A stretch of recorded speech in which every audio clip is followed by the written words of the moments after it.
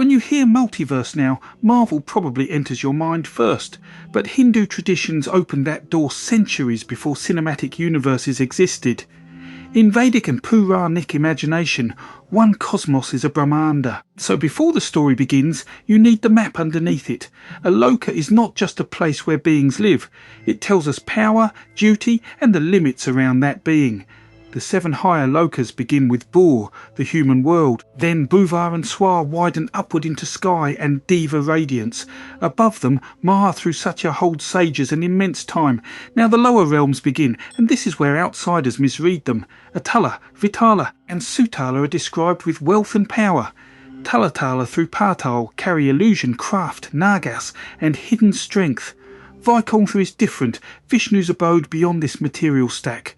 So keep the map alive, because soon a gate will decide everything.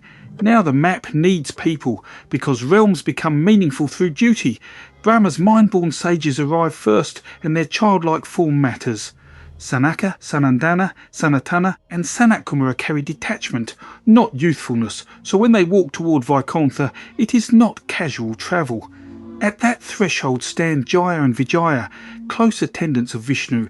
Their limit is the same as their power. They protect access. Meanwhile, the Ashvini Kumaras belong with the Devas as divine physicians. They matter here because movement between realms is never random. So the caste is not trivia, it is a system of duties. Now the 4 Kumaras reach the 7th gate of Vaikuntha. In the Bhagavata account, Jaya and Vijaya stop them there.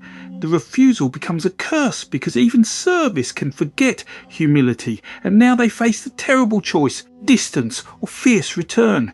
So the drama can begin because the gate has become destiny. Now the story reaches Vaikuntha's 7th gate, where duty meets spiritual sight. The 4 Kumaras arrive as children, but their knowledge is ancient. Jaya and Vijaya stop them because service at the threshold feels urgent. In the Bhagavata account, that refusal becomes more than an insult. The curse sends both attendants away from the realm they served. Vishnu's presence turns punishment into a choice they can understand. 7 gentle births mean distance, but 3 fierce births mean return. So they choose nearness through conflict, not comfort through forgetting. First they rise as Hiranyaksha and Hiranyakashipu, then Varaha and Narasimha answer. Then the Ramayana version echoes through Ravana and Kumbhakarna's fall. Later Krishna's age closed the pattern with Shishupala and Dantavakra.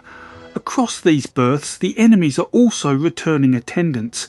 That is why the epics connect instead of standing alone. The map becomes a language of power, duty and return. One Bhagavata pattern says the curse becomes a shorter return. 7 distant lives meant separation, but 3 fierce births meant confrontation. So their first return becomes Hiranyaksha and Hiranyakashipu. Varaha and Narasimha answer them through avatar, not ordinary battle. Then the Ramayana echo arrives as Ravana and Kumbhakarna. The Ramayana version carries its own details, but the echo remains. A final birth comes as Shishupala and Dantavakra before Krishna. In Vaishnava reading, opposition still becomes a path back. That is why the epics stop feeling like separate islands. Realm, duty, mistake and return keep speaking to one another. So the map is not scenery, and it never was.